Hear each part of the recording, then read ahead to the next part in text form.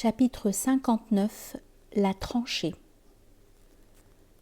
Les Juifs exilés des Bani Nadir qui s'étaient établis à Khaybar étaient résolus à récupérer leurs terres perdues. Leurs espoirs se tournaient surtout vers l'attaque finale que les Quraysh se préparaient à lancer contre le prophète. Vers la fin de la 5e année de l'islam, correspondant au début de l'année 627 de l'ère chrétienne, ces préparatifs furent encore accélérés par la visite secrète que rendirent à la Mecque Ouaï et d'autres notables juifs de Khaybar. « Nous nous unissons à vous, déclarèrent-ils à Abu Sofyan, afin de pouvoir extirper Muhammad. Les hommes qui nous sont les plus chers, répondit-il, sont ceux qui nous aident contre Muhammad. C'est ainsi que lui-même, Safwan et d'autres chefs des Quraysh introduisirent les Juifs à l'intérieur de la Kaaba où tous firent à Dieu le serment solennel de se prêter aide et assistance jusqu'à ce qu'ils aient réalisé leur objectif final. Les Quraysh eurent alors l'idée de profiter de l'occasion pour demander aux Juifs ce qu'ils pensaient du bien fondé de leur conflit avec le fondateur de la nouvelle religion. « Hommes des Juifs, dit Abu Sofyan, vous êtes les gens de la première écriture et vous avez la science. Dites-nous, quelle est notre position vis-à-vis de Muhammad? Notre religion, est-elle la meilleure ou la sienne? Ils répondirent, votre religion est meilleure que la sienne, et vous êtes plus proche de la vérité qu'il ne l'est. C'est sur cette base d'harmonieuse entente que les deux alliés dressèrent leur plan. Les Juifs entreprirent de soulever tous les nomades de la plaine du Najd qui avaient des griefs contre Médine, et lorsque le désir de revanche n'était pas assez puissant, on s'efforçait d'acheter les complicités nécessaires. Les Bani Assad furent prompts à promettre leur aide. Quant aux Bani Ghatafan, on s'engageait à leur livrer la moitié de la récolte de dattes de Khaybar s'ils se ralliaient à la Confédération, et leur acceptation augmenta les effectifs de l'armée de presque de 2000 hommes appartenant au clan Gatafanite de Fazara, de Moura et d'Ajja. Les Juifs réussirent aussi à obtenir des Bani Sulaym un contingent de 700 hommes, qui aurait sans doute été plus important si, depuis le massacre perpétré au puits de Mouaouna, il ne s'était constitué au sein de cette tribu un noyau d'abord faible, puis toujours plus nombreux de sujets favorables à l'islam. Quant aux voisins méridionaux des Bani Sulaym, les Bani Amir, ils restèrent inébranlablement fidèles au pacte conclu avec le prophète. Les Quraysh et leurs alliés les plus proches formaient une armée de 4000 guerriers. Renforcés par un ou deux contingents venus du sud, ils comptaient se rendre de la Mecque à Médine en suivant la route du littoral occidental, celle qu'ils avaient déjà prise pour gagner Uhud. La seconde armée, dont la cohésion était beaucoup moins forte, devait venir encercler Médine du côté ouest, c'est-à-dire par la plaine du Najd. On estimait qu'au total, l'effectif des deux armées était plus de 3 fois supérieur à celui des Quraysh qui avaient combattu à Uhud. Là, les musulmans avaient été vaincus par quelques 3000 hommes. Que pouvaient-ils donc espérer cette fois contre 10 000? De plus, au lieu de 200 cavaliers, les Quraysh en alignaient maintenant 300 et pouvaient compter que les Ghatafan en fourniraient encore un nombre égal. L'armée qurayshite sortit de la Mecque conformément au plan, et presque simultanément, peut-être de connivence avec Abbas, une troupe de cavaliers des Bani Ruwaza partit au galop en direction de Médine pour avertir le prophète de l'attaque imminente et lui donner des détails sur les forces qui étaient engagées. Ces émissaires parvinrent à Médine en 4 jours, ce qui ne laissait au prophète qu'une semaine pour se préparer. Ayant donné l'alerte dans toute l'oasis, il adressa à ses disciples des paroles d'encouragement, leur promettant la victoire pour autant qu'ils fassent preuve de patience, craignent Dieu et obéissent aux ordres donnés. Ensuite, comme il l'avait fait à Uhud, il les réunit pour une consultation à laquelle de nombreuses opinions furent exprimées au sujet du meilleur plan d'action à adopter. Enfin, ce fut Salman qui se leva et déclara « Ô envoyé de Dieu, lorsqu'en Perse nous craignions une attaque de cavalerie, nous nous entourions d'une tranchée. Creusons donc maintenant une tranchée autour de nous. » Tous acceptèrent ce plan avec enthousiasme, d'autant que l'idée leur répugnait d'appliquer à nouveau la stratégie d'Uhud. Le temps pressait et tous les efforts devaient être mobilisés et déployés au maximum pour qu'aucune brèche dangereuse ne subsiste dans les défenses. Il n'était pas nécessaire de creuser une tranchée continue, car les hauts murs des maisons fortifiées construites aux abords de la ville formaient par endroits des remparts suffisants. De même, au nord-ouest, quelques amoncellements rocheux constituaient par eux-mêmes des obstacles insurmontables qu'il suffisait de relier entre eux. Le plus proche de ces monticules, connu sous l'appellation de mont Sal, devait être inclus à l'intérieur des retranchements, parce que le terrain situé devant lui offrait un excellent site pour le camp. La tranchée elle-même délimiterait le camp du côté nord, décrivant une vaste courbe entre l'une des éminences rocheuses et un emplacement de la muraille orientale de la ville. C'est ce segment de la tranchée qui devait être à la fois le plus long et le plus important. Salman, qui avait été l'initiateur de cette stratégie, savait exactement quelle largeur et quelle profondeur la tranchée devait avoir, et pour avoir travaillé chez les Bani Quraïza, il savait qu'il possédait tous les ustensiles et outils dont on avait besoin. Ceux-ci ne firent aucune difficulté pour prêter leur matériel en cette situation de danger commun, car même s'ils ne portaient aucun amour au prophète, l'opinion prévalait parmi eux que leur pacte avec lui présentait un atout politique qui ne devait pas être négligé. On leur emprunta donc des pioches, des houes, des pelles, ainsi que des couffins à date en fibres de palmier solidement tressés qui pouvaient servir à évacuer la terre. Le prophète attribua un secteur de tranchée aux divers groupes de la communauté et lui-même se mit au travail. Tous se rendaient au chantier le matin immédiatement après la prière de l'aube et regagnaient leur foyer au crépuscule. Un des premiers jours, alors que le prophète se rendait à la tranchée, il se mit à scander une formule qui avait jadis servi à rythmer la construction de la mosquée. « Ô Dieu, il n'y a de bien que celui de l'au-delà, pardonne aux auxiliaires et aux émigrants. » Le chant fut immédiatement repris par tous ceux qui étaient présents, à qui il arrivait aussi de chanter « Ô Dieu, il n'y a de vie que celle de l'au-delà, fais miséricorde aux auxiliaires et aux émigrants. » Les uns et les autres ne cessaient de se répéter que le temps était court et que l'ennemi allait bientôt fondre sur eux. Dès que l'un des travailleurs faisait signe de se relâcher, les quolibets fusaient autour de lui. Salman, par contre, faisait l'admiration générale, car non seulement il était doté d'une robuste constitution, mais pendant des années il avait creusé et porté des charges pour les Bani Quraïza. « Il travaille pour 10, disait-on, tandis qu'une amicale contestation s'élevait entre eux. Salman est des nôtres, prétendaient les émigrants, arguant du fait qu'il avait quitté plusieurs lieux de résidence dans sa recherche d'une direction spirituelle. Il est des nôtres, répliquaient les auxiliaires, et nous avons plus de droits sur lui.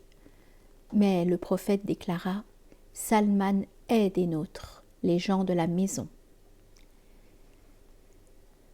Parmi les rochers et les cailloux excavés, ceux qui pouvaient servir de projectiles étaient mis de côté et entassés en bordure de la tranchée du côté de Médine, tandis que la terre était évacuée dans les couffins portés sur la tête, lesquels, une fois vidés, étaient remplis de pierres qui étaient ramenées vers la tranchée.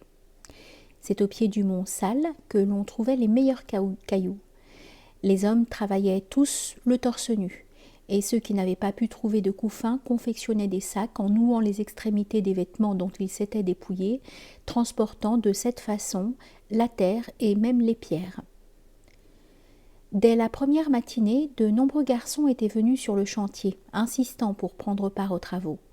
Les plus jeunes d'entre eux avaient aussitôt été renvoyés dans leur foyer, mais le prophète en autorisa un bon nombre à creuser et à transporter les déblais, étant entendu qu'ils devraient quitter le camp dès que l'ennemi ferait son apparition.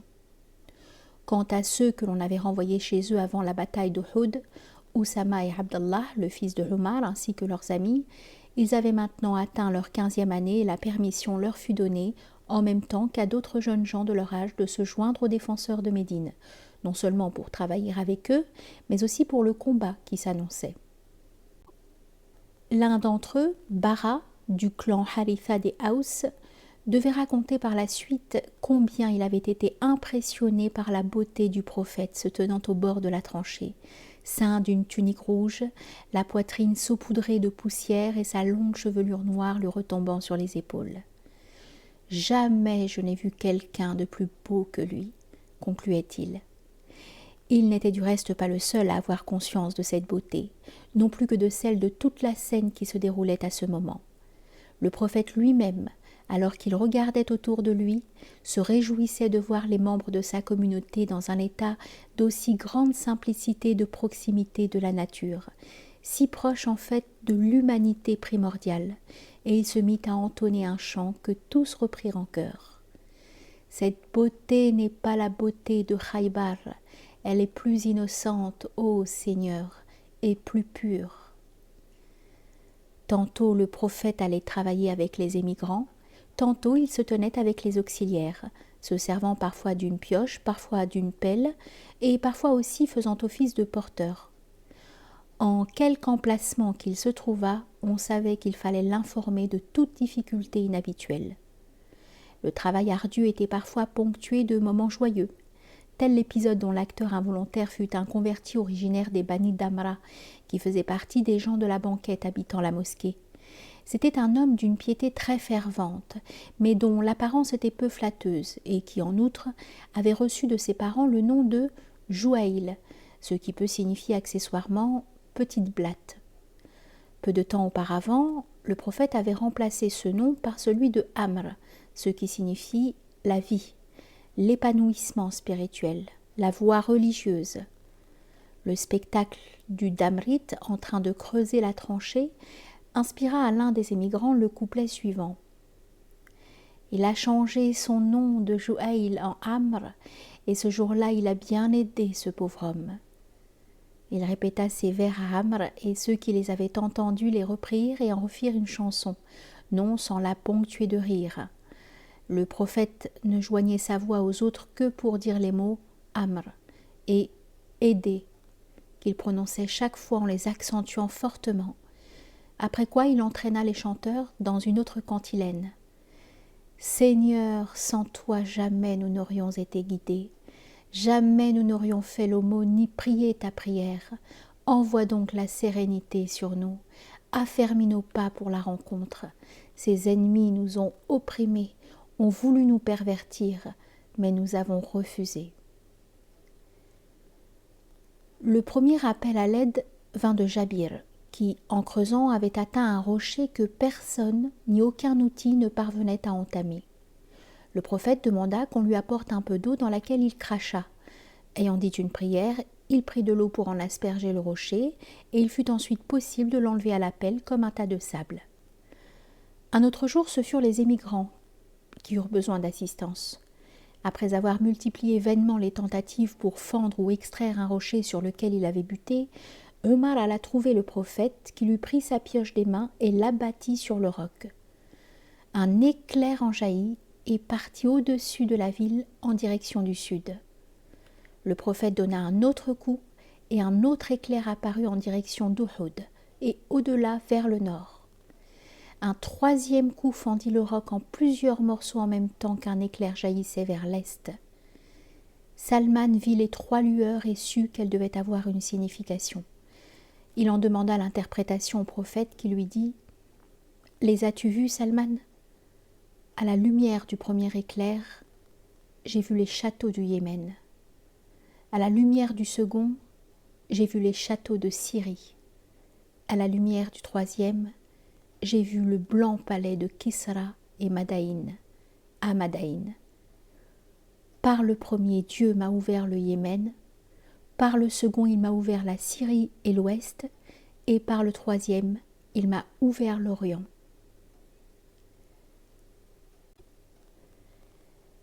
La plupart de ceux qui travaillaient à la tranchée ne recevaient pas régulièrement une alimentation suffisante, et leur dur labeur augmentait les affres de la faim. Jabir en particulier avait été frappé par la grande maigreur du prophète le jour où il avait sollicité son assistance à la tranchée. Ce soir-là, il demanda donc à sa femme si elle pouvait préparer un repas pour le prophète. « Nous n'avons rien que cette brebis, dit-elle, ainsi qu'une mesure d'orge. » Il sacrifia donc la brebis qu'elle fit rôtir le jour suivant, et ayant moulu l'orge, elle fit un peu de pain. Au moment où le travail dut s'arrêter parce qu'il faisait trop sombre, Jabir alla trouver le prophète qui s'apprêtait à quitter la tranchée et l'invita à partager le repas de mouton et de pain d'orge.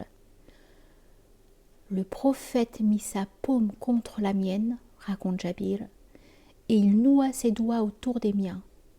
Je ne voulais inviter que lui, mais il ordonna à un crieur d'appeler « Venez avec l'envoyé de Dieu dans la maison de Jabir, répondez car Jabir vous invite. » Ce qu'entendant, Jabir prononça le verset dont la récitation est recommandée aux croyants dans des circonstances catastrophiques.